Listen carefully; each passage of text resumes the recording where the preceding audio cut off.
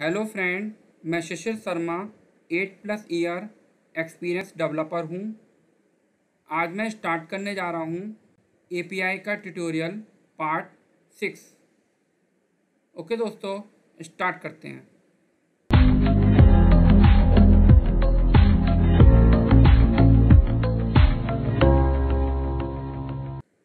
दोस्तों, अब मैं अपनी सिस्टम की स्क्रीन पे आ चुका हूँ। दोस्तों, आज हम स्टार्ट करने जा रहे हैं एपीआई का ट्यूटोरियल पार्ट 6। इससे पहले मैंने 1 से 5 यानी कि 5 एपीआई के ट्यूटोरियल बनाए थे, जिसमें मैंने आपको डेटाबेस में वैल्यू इंसर्ट करना, अपडेट करना, डिलीट करना और फैच करना बताया था। तो सबसे पहले मैं उन एपीआईज़ को ओपन करूँगा जो कि मैंने बनाई थी।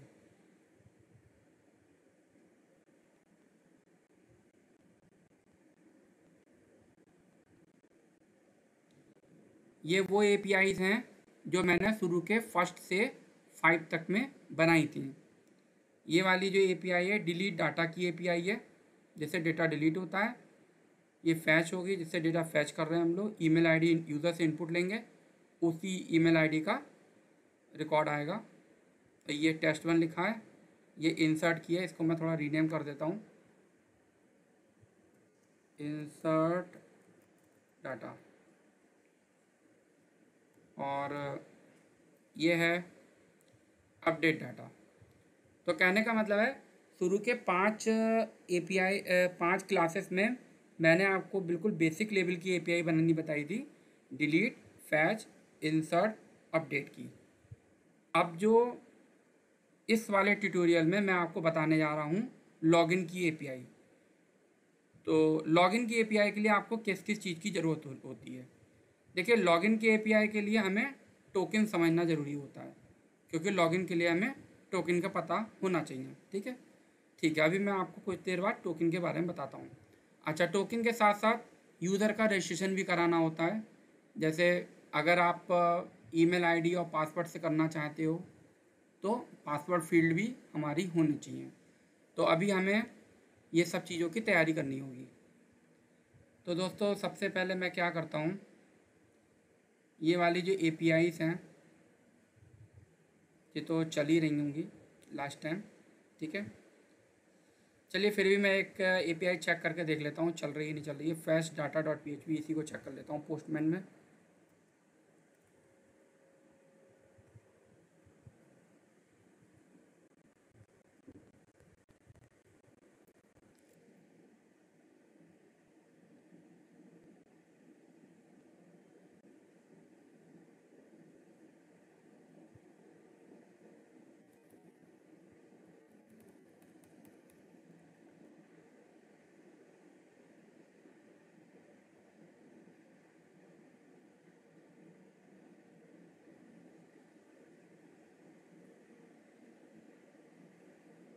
इसमें मुझे ईमेल आईडी डालनी होगी। डेटाबेस में मैं ये वाली ईमेल आईडी यूज़ करता हूँ।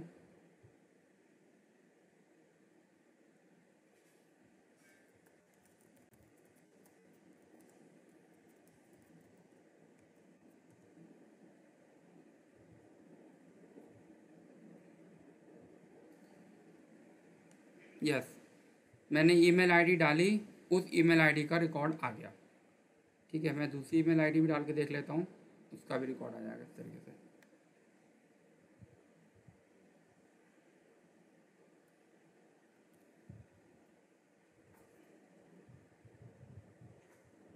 यस, दूसरी वाली ईमेल आईडी का कहने का मतलब है मेरी एपीआई सही वर्क कर रही है।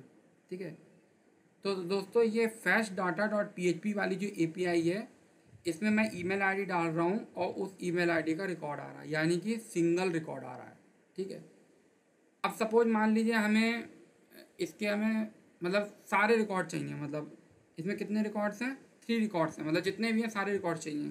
ठीक है, क्योंकि ये वाली जो मैंने एपीआई बनाई हुई है, ये वाली जो एपीआई बनाई है वो पर्टिकुलर ईमेल आईडी डालने पे आती है।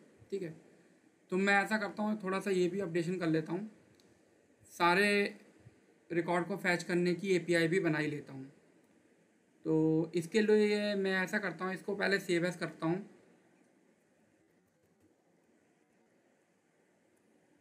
सेव एज कर लिया। और सारा रिकॉर्ड अगर आपको चाहिए तो इनपुट में हम कुछ भी नहीं डालेंगे। ये देखिए मैंने इसको भी हटा दिया, कंडीशन भी हटा दी। अब यहाँ पे हमें लेकिन लूप चलाना पड़ेगा, क्योंकि रिकॉर्ड सारे प्रिंट होंगे तो लूप में देने पड़ेंगे।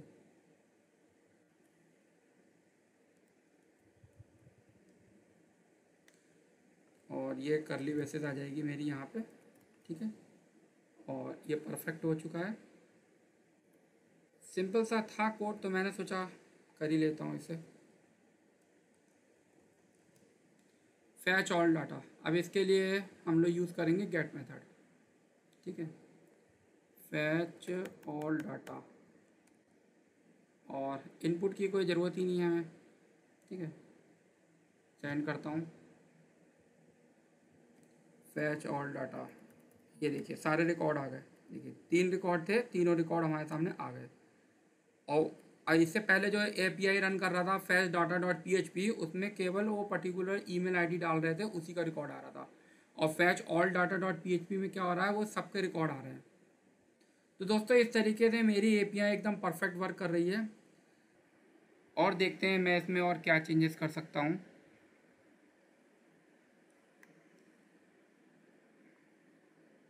ये देखिए कनेक्शन वाली जो फाइल है, ये मैं देख रहा हूँ हर एक एपीआई के अंदर मैंने बना रखी है। तो इसको भी मैं एक सेपरेट जगह कर लेता हूँ। एक फ़ोल्डर क्रिएट करता हूँ पहले, कॉन्फ़िग, और इसके अंदर मैं एक न्यू फाइल बनाता हूँ। ये कनेक्शन भी इसमें डाल देता हूँ।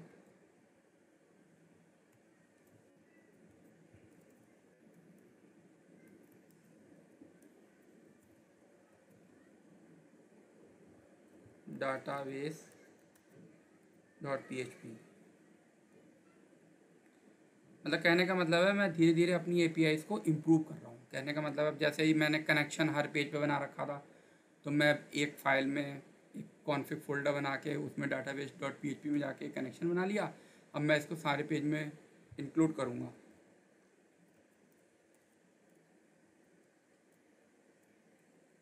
कॉन्फ़िग और है database डॉट PHP, ये हो गया। इसे मैं कॉपी कर लेता हूँ, सारे पे कर लेता हूँ। ये देखिए इस पे भी कर लिया मैंने, और इस पे भी मैंने कर लिया। और क्या रह गया, फैच ऑल डाटा इस पे हो गया, डिलीट डाटा भी हो गया, फैच डाटा इस पे कर लेता हूँ।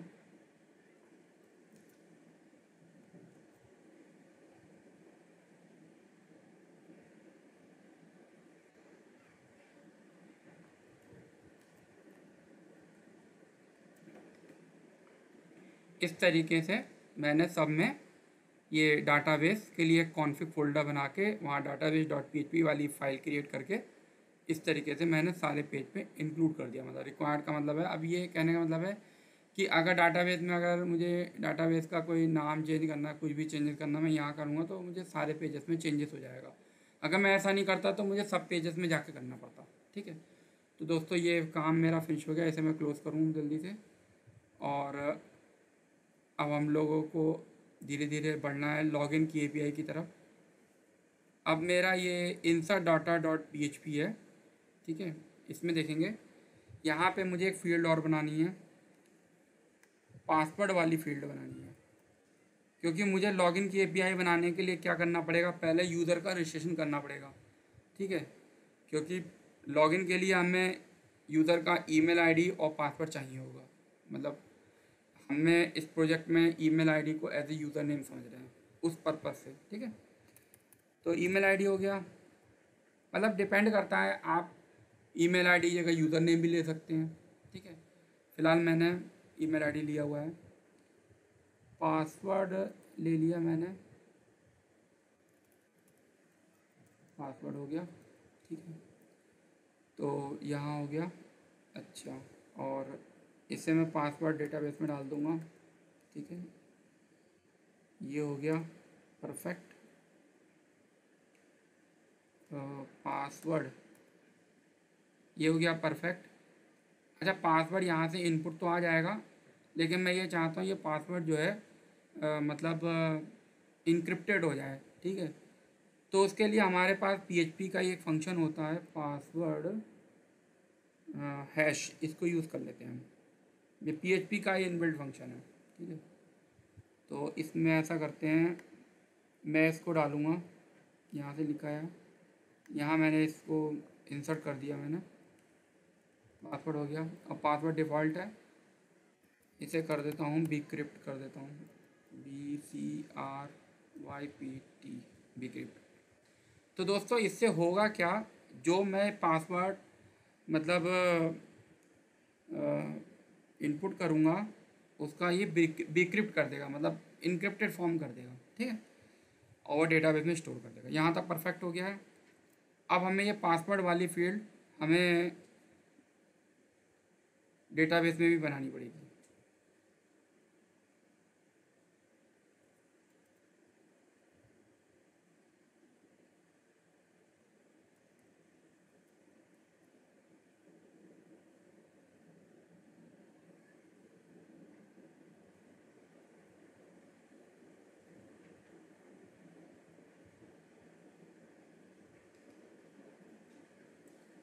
यहाँ पे हम जाके स्ट्रक्चर में जाएंगे, ईमेल आईडी के बाद एक कॉलम लेंगे,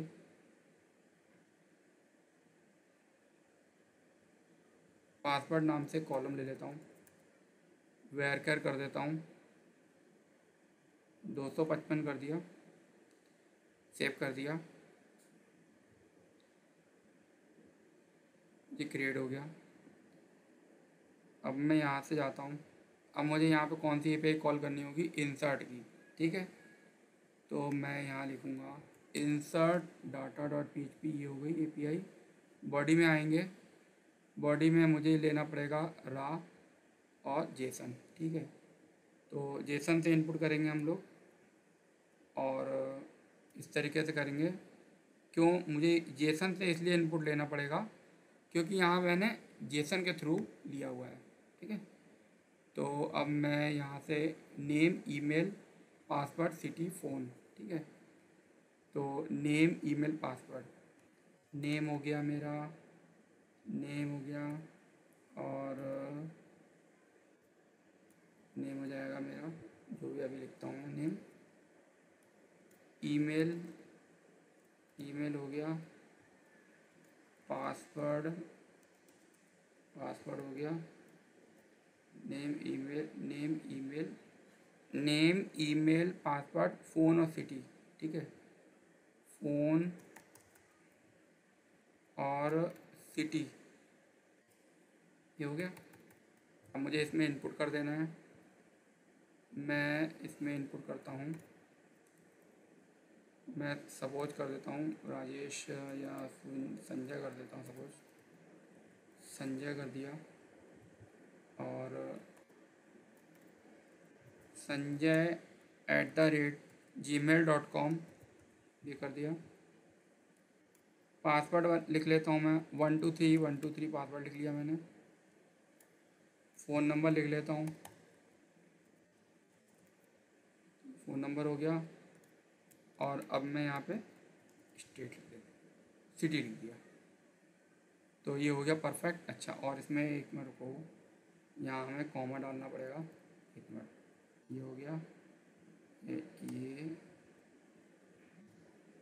ये परफेक्ट हो गया है, यस। अब मुझे इस API को रन करना है, सेंड करना है, रिकॉर्ड इंसर्ट सक्सेसफुली, ठीक है। तो अब हम डेटाबेस में चेक करेंगे, यस परफेक्ट। कहने का मतलब है यूज़र रजिस्ट्रेशन मेरा परफेक्ट हो चुका है। यूज़र का नाम हो गया, ईमेल, बस एक पासवर्ड वाली फील्ड जो है मैंने एक नई बनाई है। तो दोस्तों लॉगिन के एपीआई के लिए मुझे एक ज़रूरी था कि यूज़र रजिस्ट्रेशन होगा, जिसमें ईमेल आईडी और पासवर्ड के थ्रू लॉगिन करेंगे, वो मैं कर चुका हूँ। अब बात आती है टोकन की। अब मैं आपको टोकन के बारे में बताता हूँ। दोस्तों, टोकन के लिए मैं यहाँ पे यूज़ कर रहा हूँ JWT। इसका मतलब ये हुआ, JWT की फुल फॉर्म जैसा कि स्क्रीन पे दिया हुआ है, जेसन वेब टोकन, ये इसकी फुल फॉर्म भी बोल सकते हैं हम इसे। तो हम लोग इस लॉगिन की एपीआई बनाने में JWT टोकन का यूज़ कर रहे हैं। ठीक है, टोकन बनाने के लिए आप और भी चीज़ें और भी होते हैं टोकन बनाने के लिए यूज़, उन्हें भी कर सकते हैं, लेकिन फ़िलहाल मैं आपको JWT के बारे में बता रहा हूँ इसमें। तो JWT टोकन बनाने के लिए हमें क्या करना पड़ेगा? सबसे पहले JWT टोकन को समझ लीजिए, JWT टोकन होता क्या है। अच्छा, सबसे पहले मैं एक बात ये भी बता देता हूँ, टोकन का क्या यूज़ है। टोकन क्या होता है कि देखिए, जब हम यूज़र को लॉगिन कराते हैं, तो जैसे हम लोग अगर PHP के अंदर कोडिंग करते हैं तो वहाँ एक सेशन का कॉन्सेप्ट होता है। सेशन का कॉन्सेप्ट क्या करता है, मतलब वो यूज़र के लिए यूज़ करते हैं। सेशन से पता चलता है, मतलब यूज़र के मान लीजिए 10 पेजेस हैं, तो कोई और उसके पेज ओपन ना कर सके, तो सेशन के थ्रू हम ये काम करते हैं। यूज़र्स के पेज मैनेज करने के लिए सेशन का यूज़ करते हैं, मतलब यूजिंग सेशन हम यूज़र के किसी भी पेज को ओपन नहीं करने देते हैं इस तरीके से। ठीक है, तो वहाँ पे जो PHP में जो सेशन काम करता था, सेम JWT यहाँ पे एज ए सेशन काम कर रहा है। अब JWT की ज़रूरत हमें इसलिए पड़ी क्योंकि ये जो हम लॉगिन की जैसे एपीआई बना रहे हैं, ये एपीआई थर्ड पार्टी भी यूज़ करेंगी। जैसे एंड्रॉयड एप्लीकेशन में आप यूज़ करेंगे, और Vue.js या React.js में यूज़ करेंगे, तो वहाँ पे सेशन का कॉन्सेप्ट होगा नहीं, क्योंकि सेशन तो PHP में चलता है ना, तो इसमें चलेगा नहीं। इसलिए हम लोग JWT का यूज़ करते हैं, मतलब टोकन का यूज़ करते हैं। अब टोकन के लिए हम लोग JWT यूज़ कर रहे हैं यहाँ पे। ठीक है, तो फिलहाल तो अब आप समझ ही गए होंगे, JWT का मतलब ये होता है कि JWT के थ्रू हम लोग टोकन जनरेट करते हैं। ठीक है, और टोकन जनरेट करने के लिए JWT के अलावा और भी चीज़ें होती हैं, लेकिन फ़िलहाल हम इस प्रोजेक्ट में JWT की बात कर रहे हैं। अच्छा, तो JWT जो टोकन होता है, तो उसमें टोकन में ये 3 चीज़ें होती हैं। एक हेडर होता है, एक पेलोड होता है और एक सिग्नेचर होता है। ये 3 पार्ट से मिलकर हमारा टोकन बना होता है।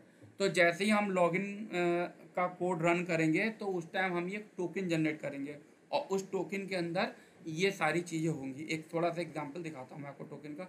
ये देखिए, आप नीचे एक एग्जांपल देख रहे हैं, इसमें एक हेडर भी है, पेलोड भी है, सिग्नेचर भी है, ये सारी चीज़ें इसमें पड़ी हुई हैं।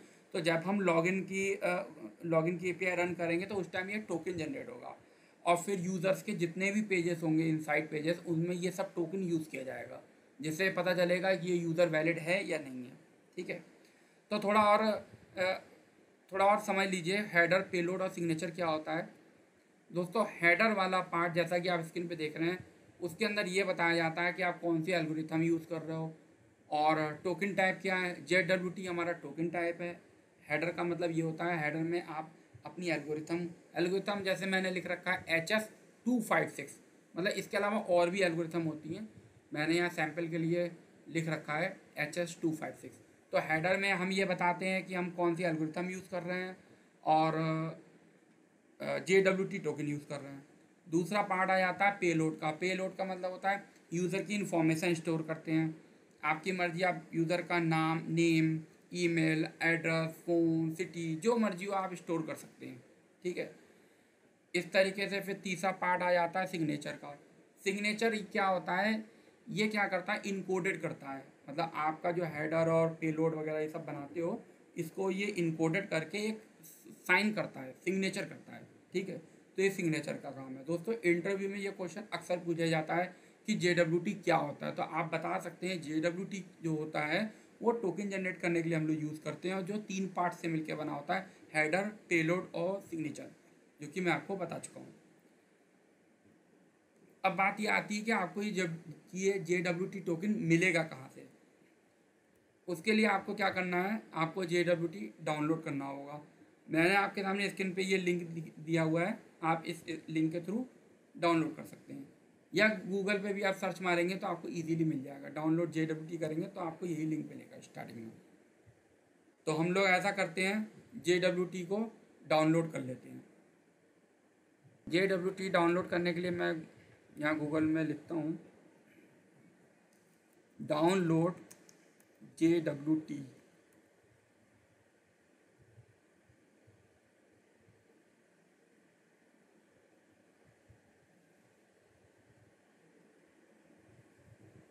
यस,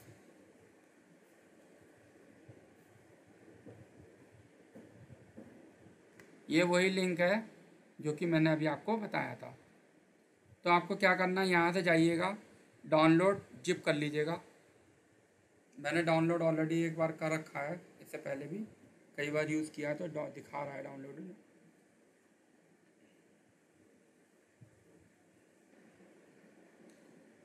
फिर आपको इसको एक्सट्रैक्ट कर लेना है।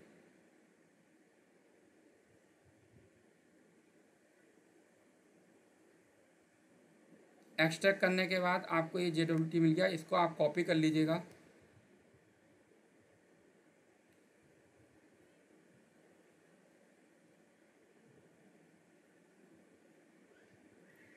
यहाँ पे मैं इसको पेस्ट कर लेता हूँ, थोड़ा सा नाम थोड़ा शॉर्ट कर लेता हूँ, JPHP लिख लेता हूँ, ईजी पड़ेगा नाम। तो ये हो गया हमारा रेडी। ओके, ये हमें JWT मिल गया। तो ये तो हो गई JWT की बात। अब हमें लॉगिन की API बनानी है, ठीक है। अब हम रेडी हो चुके हैं लॉगिन की API बनाने के लिए। मतलब JWT भी मैंने आपको बता दिया, उसको मैंने डाउनलोड भी कर लिया, यूज़र रजिस्ट्रेशन भी कर लिया। अब हम रेडी हो चुके हैं लॉगिन की API बनाने के लिए, जिसके लिए हमारा ये आज ट्यूटोरियल था। मतलब API ट्यूटोरियल पार्ट 6 जो मैं बना रहा था, वो लॉगिन की API के लिए बना रहा था। अब मैं उस टारगेट पर आ चुका हूँ।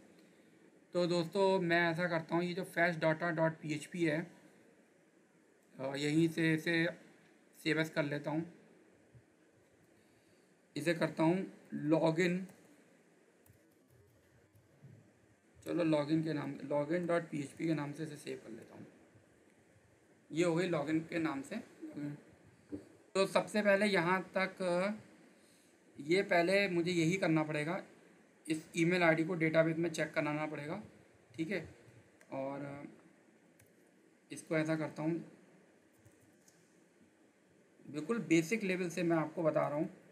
इसे डाई करते हैं, मतलब ये सब कोड हटाऊँगा अभी, इसे रन करते हैं।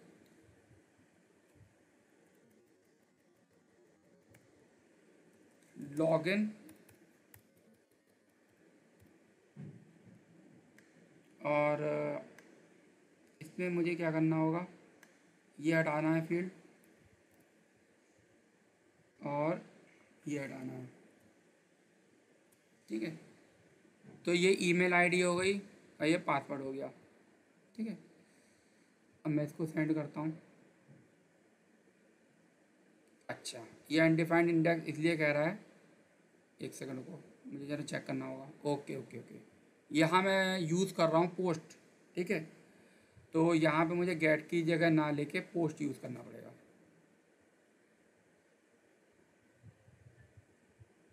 ओके, और इनपुट भी हमें फिर फॉर्म से लेना पड़ेगा इसके अकॉर्डिंग, ठीक है, तभी एरर नहीं आएगी। या फिर हम ऐसा भी कर सकते हैं, ये वाली लाइन भी डाल सकते हैं, जैसे हमने जेसन के थ्रू इनपुट लेना है तो आप इसको डाल दीजिए, ये लीजिए, ये डाल दिया डाटा।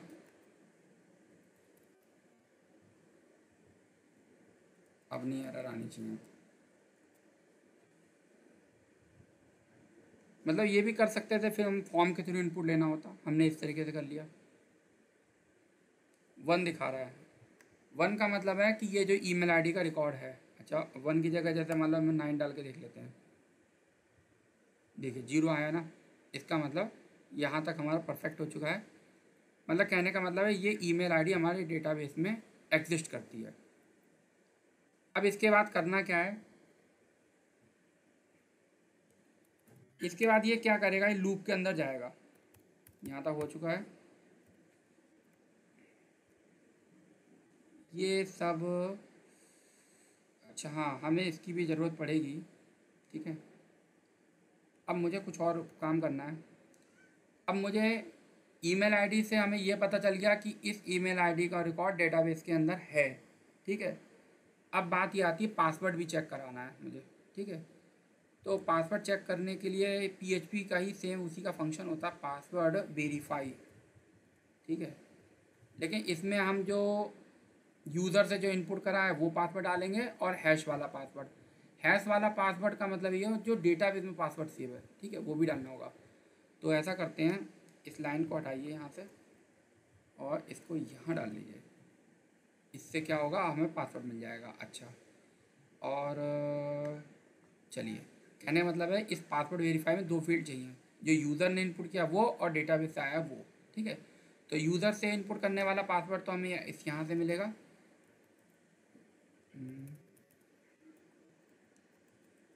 मिल गया पासवर्ड।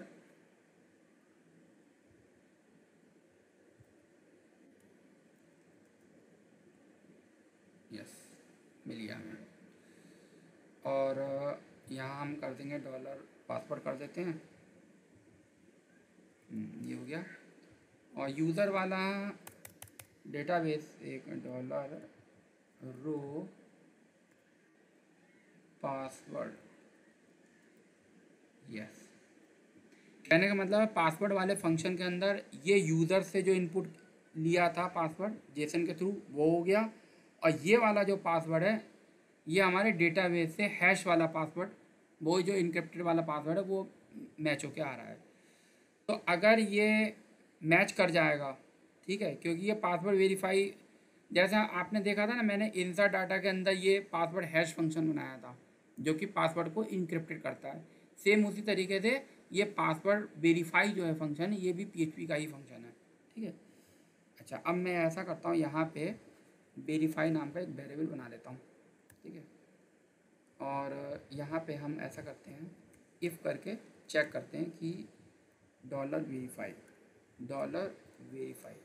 अगर ये एग्जिस्ट करेगा तो क्या करेगा, इको कह देता हूँ, ओके कह देता हूँ इसे, और डाई कर देता हूँ, पता चल जाएगा। अगर ये ओके लिख के आ गया, डाई हो गया, इसका मतलब सही है। ये देखिए, ओह, कुछ एरर आ गई है, थोड़ा मैंने जल्दी कर दिया। ओके, सेमीकोलन लगाना भूल गया था मैं।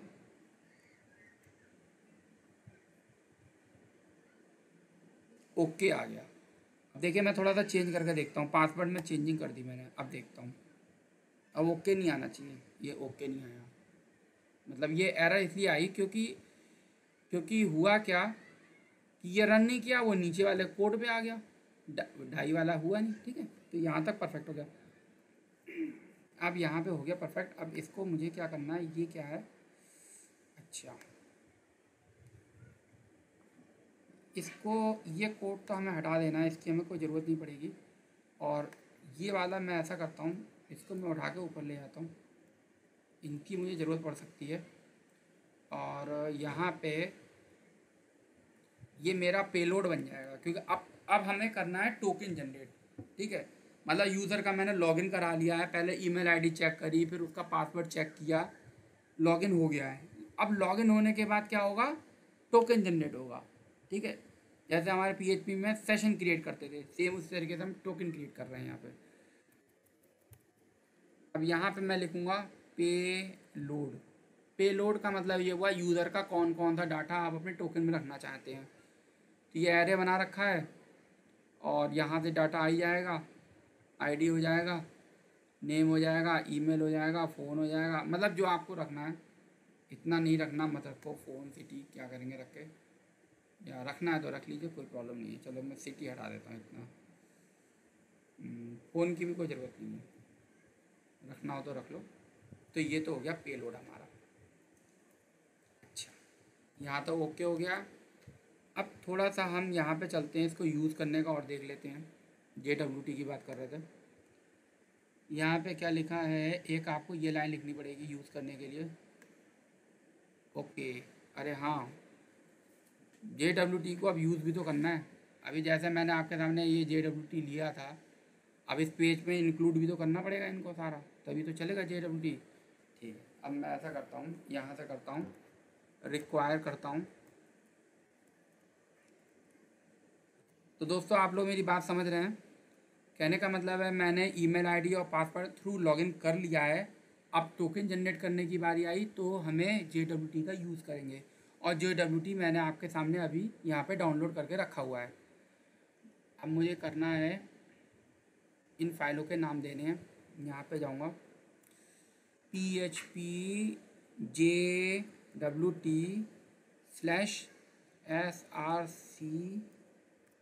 और उसके बाद ये वाले नाम मुझे लिखने हैं सारे, तो मैं ऐसे कॉपी कर लेता हूँ इनको, और .php, मतलब ये आपको इंक्लूड सारी फाइलें कर लीजिए, क्योंकि जब आप इंक्लूड करेंगे ना तभी आप टोकन जनरेट कर सकते हैं। 5 है ना, 5 है, हाँ ठीक है, हो गया, इसे मैंने हटा दिया। और अब ये दूसरा वाला है, इसको मैं कॉपी करता हूँ।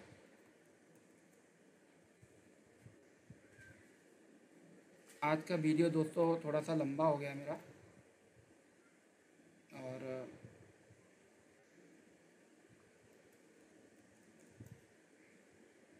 देखिए इससे कम टाइम में हम इसे कर भी नहीं सकते थे।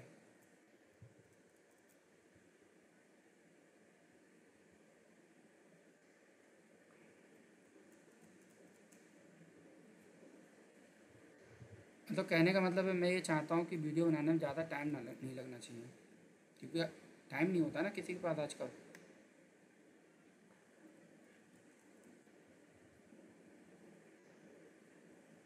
यस, परफेक्ट हो चुका है। हमने जो JWT जो डाउनलोड किया था उसको मैंने अपना रिक्वायर्ड करके मतलब इंक्लूड कर लिया पेज पे। अच्छा, अब हमारा क्या रह गया था, हमें ये लाइन लिखनी है, ये भी लिख लेते हैं हम। अब यहाँ पे गए, ये भी लिख ली लाइन, यस परफेक्ट। अब देखिए, अब टोकन जनरेट करने के लिए आपको और क्या चीज़ चाहिए होगी। अब आ गई टोकन, अब हम आ गए फाइनल स्टेज पे। टोकन जनरेट करने के लिए अब ये की भी बता रहे हैं, की बना सकते हैं आप। एक की बना, देखिए पेलोड मैंने बना लिया है अपना, ठीक है। और की जो है, चलिए की जो है मैं यहाँ बना लेता हूँ पेलोड के ऊपर की, बिल्कुल परफेक्ट हो गया। की ऐसी आप जो मर्जी हो बना लो, मैं तो ऐसी बना लेता हूँ test123, जो मर्जी बना लीजिएगा। की बन गया। अब ज़्यादा कुछ नहीं करना है मुझे, अब मुझे ये कॉल करना है इनकोडेड। अभी हम इसका भी यूज़ करेंगे डिकोडेड, लेकिन अभी हमें इनकोडेड का यूज़ करना है। सॉरी, इनकोड लिखा है, इनकोड। अब यहाँ पे गया, मैं यहाँ पे गया, इसके अंदर जाके मैं इसको, ये देखिए ये बन गई हमारी परफेक्ट। यस, परफेक्ट हो गया। अब यहाँ पे हम ऐसा करते हैं, एक तो हमें टोकन प्रिंट कराना है, ठीक है, और बाकी अगर आप यूज़र्स के रिकॉर्ड प्रिंट कराना चाहते हैं आप वो भी करा सकते हैं, ठीक है। तो एक ऐसा करता हूँ, एक एरे बना ही लेता हूँ, जैसे माई एरे है ना, इसी नाम से ये एरे बना लेता हूँ, $माई एरे, ठीक है। और माई एरे के अंदर ऐसा करता हूँ, एक ले लेता हूँ मैं नेम, ठीक है, मतलब जो रखना हो अपने हिसाब से आप देख लीजिएगा। नेम हो गया, और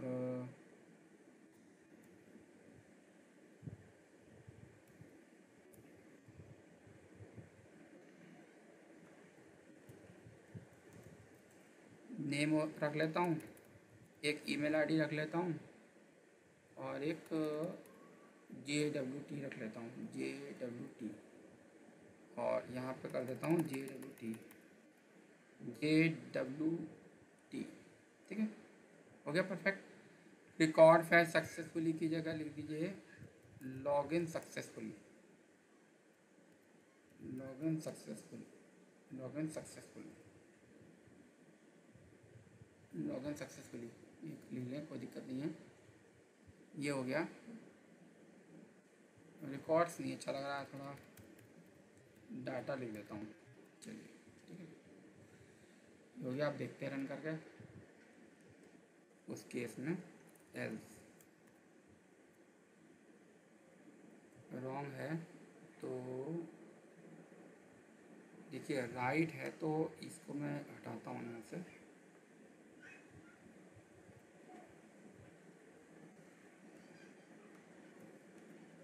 ये इसके अंदर रहेगा।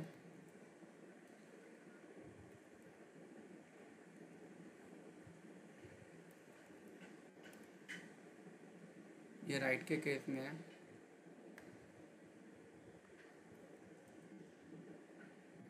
और रॉन्ग के केस में, मतलब जब पासवर्ड मैच नहीं करेगा उस केस में लॉगिन अनसक्सेसफुल कर देता हूँ।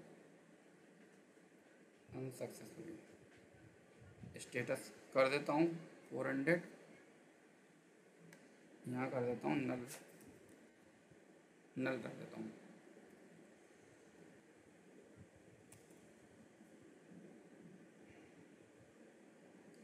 लॉगिन अनसक्सेसफुल नल, और जब हम पासवर्ड सही डालेंगे तो हमें टोकन मिल जाएगा इसका। ये देखिए। तो दोस्तों इस तरीके से आपने देखा कि आज मैंने आपको लॉगिन की एपीआई बनाना बताया।